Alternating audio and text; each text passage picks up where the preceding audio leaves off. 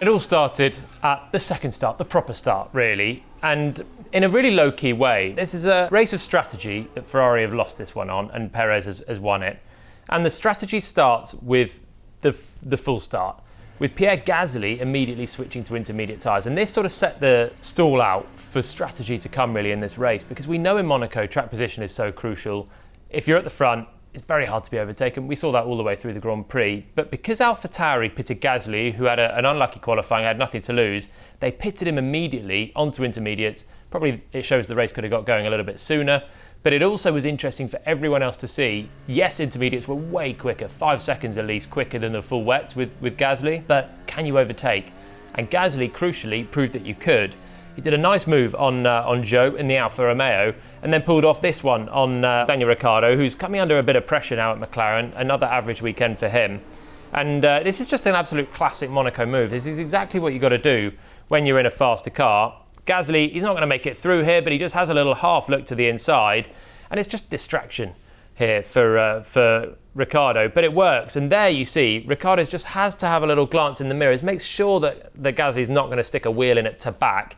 Not really the place to make an overtake, but it just distracts him. And he then goes in a little bit deep, a little bit hot, and Gasly manages to get the drive with his better intermediate tyres, come through. I've never seen an overtaking move done there in my life in Monaco, but it was a really nice one from Gasly, and it was just an old school Monaco move of just distraction, get all over the mirrors of the car ahead and make it work. And again, on board with Ricciardo, you can just see coming into the corner, little look into the mirrors here, but this is so late in the braking zone now. He's got to be thinking about turning in, and I think he just goes in slightly hot, has a bit of an oversteer, misses that apex slightly, gets a bit wide, and then Gasly's nipping through on the inside.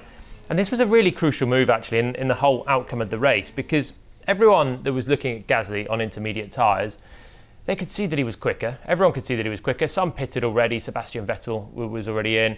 But it would have been no good to anyone if Gasly was quicker on intermediates, but just was stuck behind Zhou or stuck behind Ricciardo, so he wasn't able to use his pace and you just lose track position. Gasly's moves here showed that actually you can make some moves on the intermediate tyres, and that changed the whole shape of the race, and it meant that people pitted for the Inters and they took the chance. So we get this graph then. So this graph shows the pit window strategies of the Red Bulls, the Ferraris, and Lando Norris, who has a role to play in this as well. He had a really great race in the McLaren. And when Sergio Perez pits here, you just see the dotted blue there of Perez. He comes into the pits. He's in a bit of a nothing position at this point. They're all in as they qualified, really. You've got Leclerc having a really solid race in the Ferrari, clear ahead of Sainz, holding station, then Perez, who's under a little bit of pressure early on from Verstappen, but there's nothing doing there. So Red Bull decide eventually to pit Perez, and he's clear enough of enough cars, but he does come out behind Lando Norris there. So at this point, it's very difficult to know if that's going to be a good strategy or a bad strategy for Red Bull. They've pitted Perez out of third. Red Bull really have got very little to lose at this point. They've got Ferrari in 1-2. They've got to mix something up, otherwise they're just not going to win the race.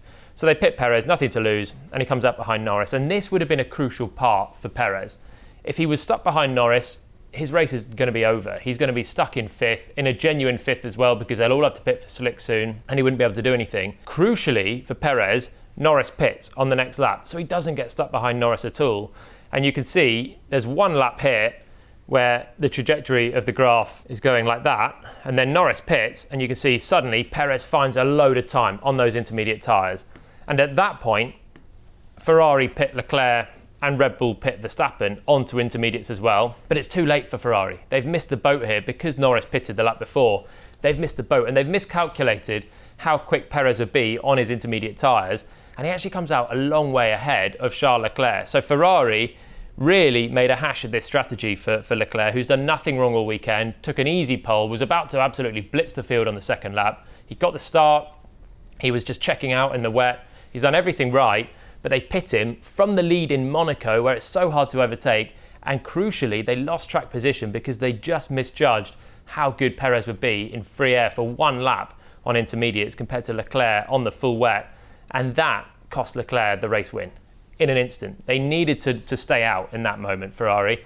Interestingly, they tried to get Sainz to do the same thing, and they were on the radio to Sainz, badgering him to come in for intermediates, and Sainz was very persistent, saying no, we stay out for the slicks, we go wets to slicks, we don't do the two-stop wets to inters to slicks. Sainz was very persistent, and it nearly won him the race, his call from the cockpit. It was great strategy and a good thinking ahead from Carlos Sainz. Charles Leclerc, I think he just trusted the team too much in this case. Understandably, they've got all the information. Leclerc was clear of Sainz as well. He wouldn't have been able to see a car in the mirrors. You've got to trust that your team know what's going on. But the team didn't. They made a miscalculation here, pitting Leclerc. And once Perez had pitted and then Norris had pitted, they had to just stick to their guns, keep the track position on the full wets, and maybe had to get their elbows out, although the slick tyres were coming quicker than anyone would have thought, so it would have been okay for Ferrari.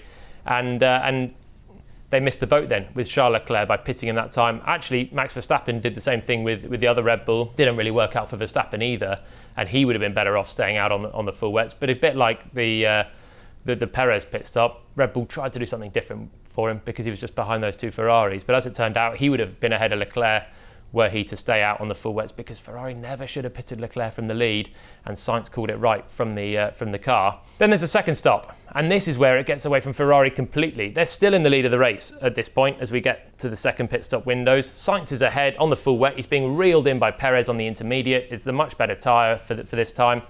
But overtaking in Monaco was difficult, and actually after those Gasly moves, no one else really made a move. Vettel pitted for the inters, didn't make any passes. Hamilton was stuck behind Esteban Ocon. Controversially, didn't make a pass because of Ocon's robust defence he got a penalty for. It was very, very tricky to make the move.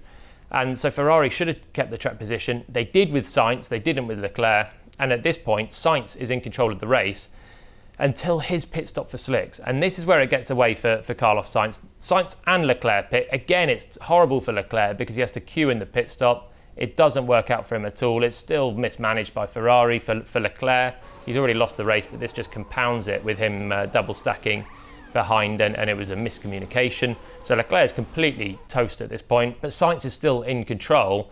And then he gets jumped on the next lap by Perez and loses the race then. On Sainz's outlap, Perez's in-lap, that is the race-deciding moment. Verstappen also jumps Leclerc, partly because of Leclerc's double stack, also partly because Leclerc had horrible traffic from Alex Albon already on the intermediates. Here, though, we can see exactly why Carlos Sainz loses the race. Comes out of the pits on the slick tyres. You've got to now just get them up to temperature and go. But here we go, coming out of the pits, and it's a horror show for him as Nicholas Latifi's Williams just out-drags him up the hill, immediately gets a blue flag. But Latifi then is ahead of Carlos Sainz, and Sainz is just sitting behind him then all the way through this first part of the lap, isn't able to use any pace of the Ferrari. Perez is on the intermediates at this point, just quite a new intermediate, and he's able to just give it full beans. And with Sainz just here, just waiting behind Latifi for half a lap, he loses a good chunk of time. And this is the time loss then that cost Carlos Sainz the win of the Monaco Grand Prix. Latifi really is very difficult to let cars through in Monaco.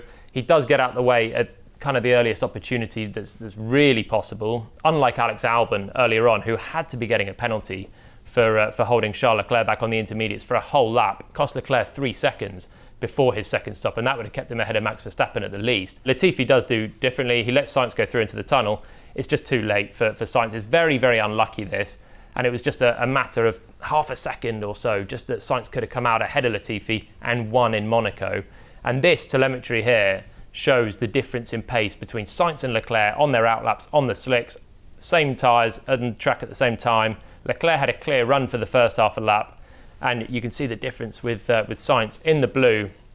He's just not able to do any level of speed all the way through this part where he's following behind Nicholas Latifi. All of his speeds are way down in the blue compared to Charles Leclerc in the red. All the way through the tunnel, he has to feather as he goes onto the wetter part, and then he's much quicker actually than Leclerc, who catches a little bit of traffic later on his lap. We can see here on the graph at the bottom there, it cost Sainz nearly 2 seconds. That's the race win for Ferrari gone. So a little bit unlucky on the second stop. Sainz could have had the win, but Ferrari really didn't help themselves out by pitting Leclerc. They should have had 2 cars in there at the front, and instead they cost Leclerc a chance to have a win by doing that stop for intermediates, and then they didn't help him out either later on.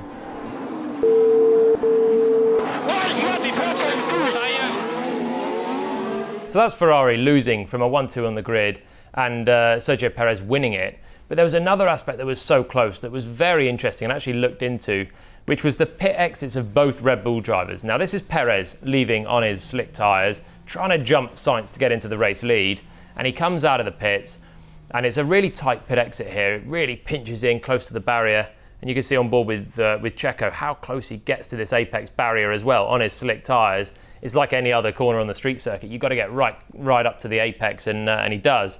But then he has a bit of an oversteer, and he gets quite close to the pit exit line, which you're not allowed to cross. Now, Ferrari actually after the race protested. They wanted the FIA to look into both of these pit exits for Perez and for Verstappen.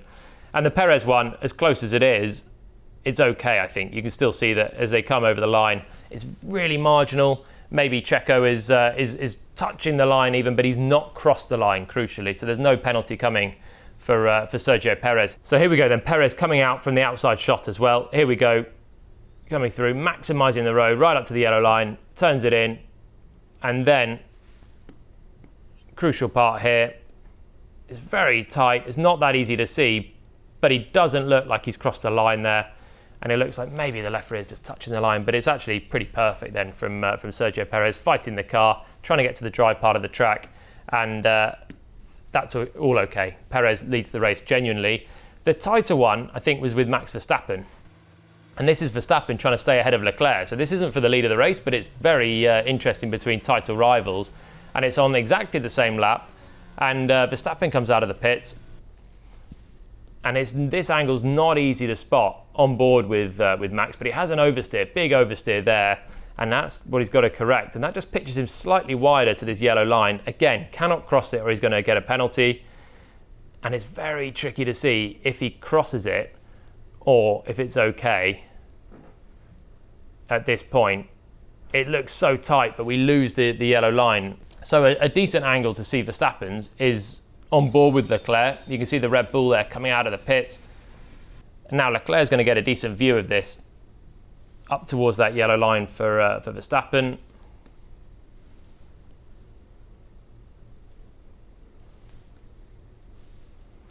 There we go, and it's so tight. He's right on it. He's absolutely on the yellow line. But where does the yellow line end? And does Max cross it? That's the tricky one for the stewards, and it's a little bit ambiguous, to be honest, as to whether it actually puts his tyre over that yellow line or not. And he got away with it, fundamentally. It was maybe too close to call for the stewards. It wasn't absolutely obvious. Leclerc tries to have a bit of a run at Verstappen, but there's nothing doing here. So, with the skin of their teeth, and particularly Max Verstappen's teeth, he came out of the pits legitimately, held on to third, Perez held on to the lead, and that would be the lead of the race. So Sergio Perez has now got the jump on Carlos Sainz, and it's Max Verstappen ahead of Charles Leclerc. So both Red Bulls overtaking the two Ferraris.